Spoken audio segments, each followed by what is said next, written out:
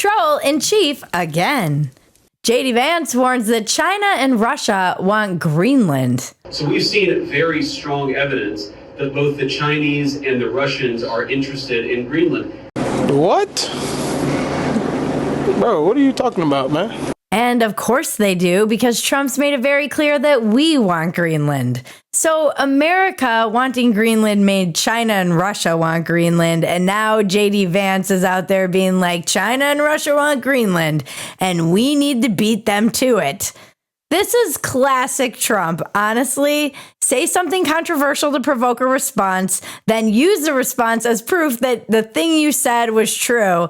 It's the ultimate art of the self-fulfilling prophecy. By the time all of this is over, I'm going to want Greenland. I'm going to think it's the most important country in the world, and for all I know, maybe it is. I'm not wargaming out there. Maybe we haven't made America great again, but Trump has already made Greenland great again, or at the very least, desirable.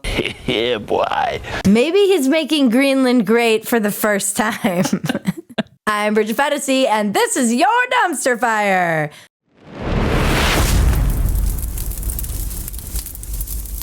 Welcome to Dumpster Fire, where we make burgers out of your sacred cows. We premiere new episodes every Tuesday and Friday at 8 p.m. Central. Please join us in the chat. We try to be there as often as we can. The only reason I'm not there is if I'm on stage. Before we get going, some upcoming comedy dates for you guys. I will be opening for Colin Quinn at the Comedy Mothership in Austin, May 23rd to the 25th. All of the shows. So please go get tickets. He's a genius. Link is in the description below. And I've also started my own stand-up show with my friend Ariel Isaac Norman called Ask Me Anything. There's a link in the description where you can buy tickets. It will be on the second and fourth Thursday of every month moving forward. So take a look at the tickets for other shows coming up that you can attend, and the times vary. So make sure you check the time as well. So Trump's second term so far, he's trying to be the hero for multiple things for which he is also the original villain. We would need Greenland and Canada if we started World War III. But we only need it because he started World War III. You see how this works? It's the same with inflation and tariffs. Now, you're going to say, oh, but Bridget, inflation was bad under Biden. But you also have to remember that Trump did print a shitload of money back in 2020. $50 bill! Nobody ever mentioned Greenland before other than Trump in 2019. I don't even know if it's real, but now I want it. Are they reverse engineering that we need to be in Greenland? Or did Trump wake up one day and say, I need Greenland, and then everybody just rolled with it? Because remember in 2019, it was a joke. He was going to, like, people were building Trump towers on Greenland, and it became this whole thing. I do feel like it's one of those things where we're going to find out that Trump was right 10 years later. And we're like, damn, we really did need Greenland. And we're like, damn it, we did. Or need Greenland. what a brilliant move. We got Greenland when we did. Yeah, were they just wargaming and somebody mentioned Greenland and that was the only part Trump was paying attention to, and now he's like, we do need Greenland. Greenland sounds great.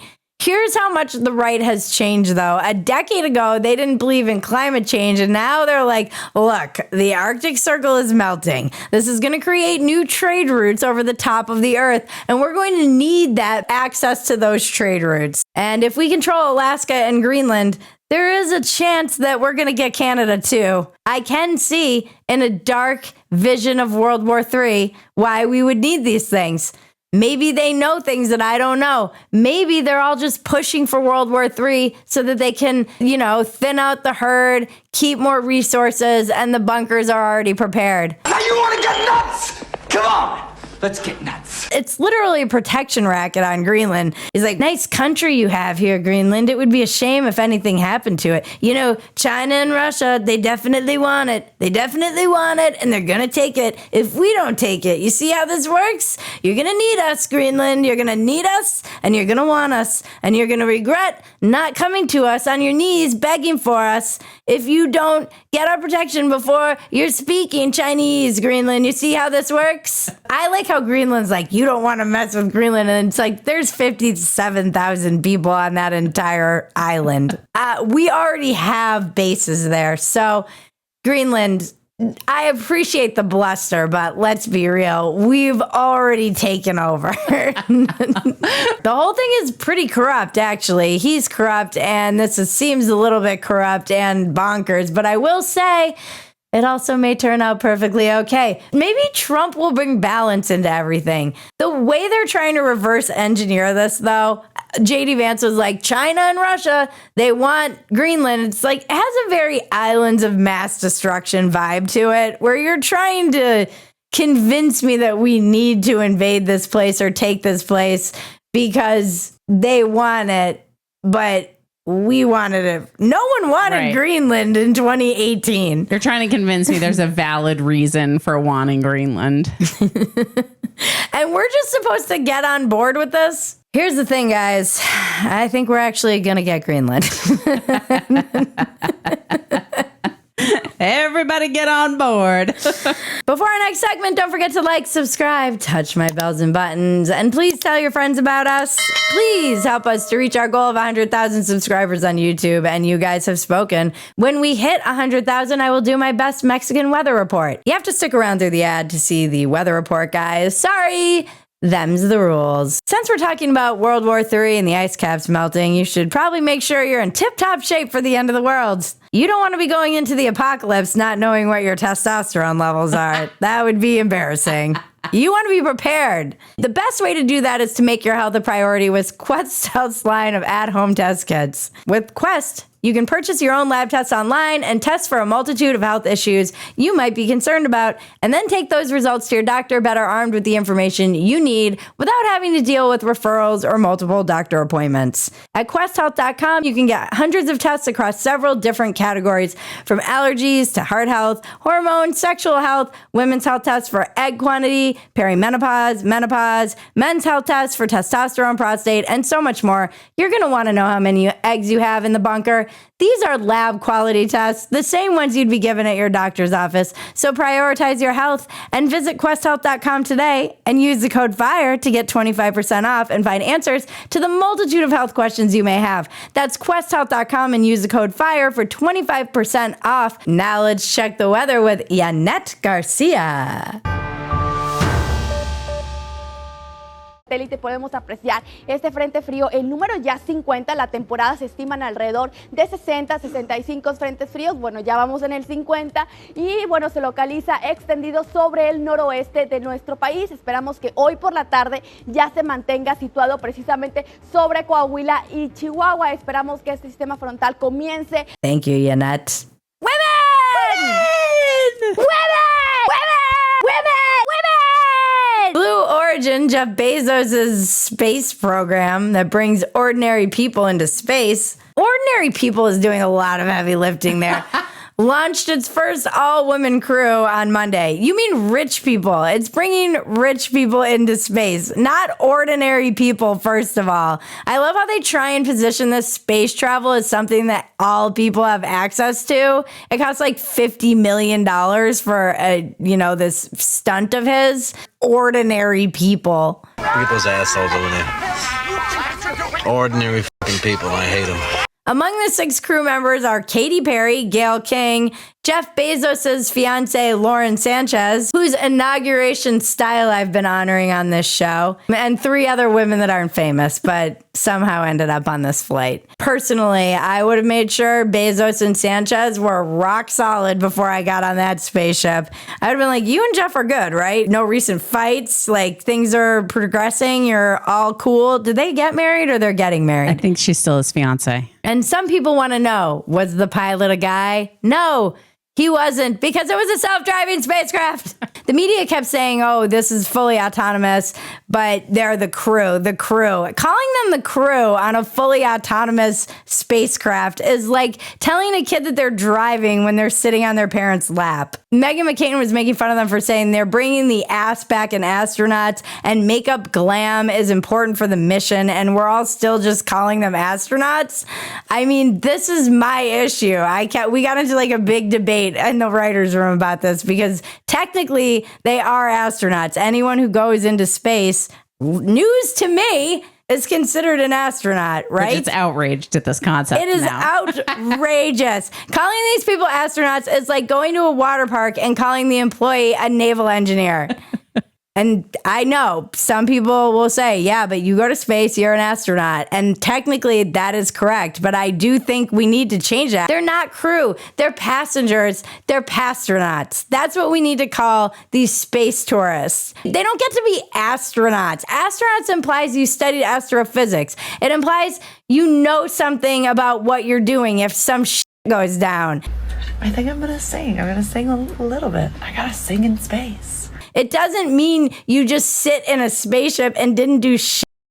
That's like taking an airplane ride and telling everyone you flew the plane. Not even flew the plane, that you were one of the trained first responders we call flight attendants. That's what is implied when you call someone a crew. This is not a crew. This is like using a Roomba and telling everyone you vacuumed. It's like listening to an audiobook and telling everyone you actually read it. Oh, I know I'm going to hear from it in the comments, and I don't care. It's not reading. I also just think it's ridiculous that they were trying to say, like, we're putting the ass in astronaut. People are losing their jobs. The tariffs are crushing small businesses, and you bitches are bragging about being glam up in space. Could there be a bigger disconnect between the rich and the ordinary people? Ordinary fucking people, you know? I don't think anything really represents it more than this. I have more to say about this, a lot more. But first, a quick word from our next sponsor. We have the perfect accessory for all the women who can't afford to go to space but still want to treat themselves to something glam and awesome. You should definitely get yourself a Bon Charge red light face mask. Getting older, it's not easy. And that's why I love my Bon Charge red light face mask. I use it for 10 minutes every night. It's 10 minutes to myself that I can just stop and be quiet. And the red light face mask has all kinds of cool things that it does, like boosting collagen and elastin production. It helps get rid of fine lines and wrinkles. Even my sunspot appears better. It also helps with sore jaw. Eczema, migraines, acne, scar tissue, wound healing, razor burn, and even ingrown facial hair. Go to boncharge.com/Bridget and use coupon code Bridget to save 15% off. That's BONCHARGE.com/Bridget and use the coupon code Bridget to save 15% off. Mother's Day is right around the corner. This is a great gift for your mom, for your wife, for your girlfriend. It's an awesome present. So back to the all-women space tour. Everyone's like, the glass ceiling is broken. No, it's not. Women have been going into space for 40 years, and they're literally astrophysicists and engineers, and not these fake pastronauts. Somebody DM'd me and they're like, they're launching Katy Perry into space. I was like, finally. What a charmed life, though. It is pretty funny that Americans are losing their retirement and she's down here talking about the divine feminine or whatever the F. Nobody cares. And then you're feeling the love when you come down, for sure. And you're feeling that strength. So I feel really connected to that strong divine feminine right now. Nobody actually cared about these women. They just did this and expected us all to care. And everyone was like, why are you guys doing this? We don't care. Afterwards, Katie was talking about the experience and she was like, surrender to the unknown. It's about trust, the training. This is me after taking my 30-day chip in AA. If you know, you know. But whenever you're a newcomer, you're like, get up and give a big speech about how you've managed to do it. It's surrender and trust and the training. And you're like, shut the fuck up and sit down. You don't know anything. I used to suck dick for coke. I seen them. And her training, please. This is like watching a safety video on the plane while you're barely listening and just half paying attention and saying, yeah, I got some really good training after you land safely in Cleveland. Like, how was your flight? It's all about the training. Gayle King looked like she was dying every time she was on camera before she got on the spacecraft. Every picture of her, she looked terrified. And I will say that this is the kind of stuff that Black Twitter always makes fun of white people doing all the time. Like, why are white people always doing this dumb shit? Like going in a small submersible underwater or up in space. And she did have that look written all over her face. Like, I know Black Twitter is roasting me for doing this right now. This is some white people shit. I'm in my motherfucking plane. Can fly around this motherfucker selling cocaine on a white I feel like Oprah bullied her into doing it, and Oprah was there on the ground to greet her. I just want to tell Oprah, stop trying to make Gayle King a thing. It's not happening. By the way, all of this is Oprah's fault. Each and every one of them is a product of Oprah's world, a pop star who believes in the power of space to find love in the divine feminine. We've got an activist author. We've got Amazon's side piece. And we've got Gayle King at Oprah's side piece. Oprah's side piece. That's the perfect description of Gayle King. I mean, another pastronaut, Amanda Wynn, said, this journey is about healing.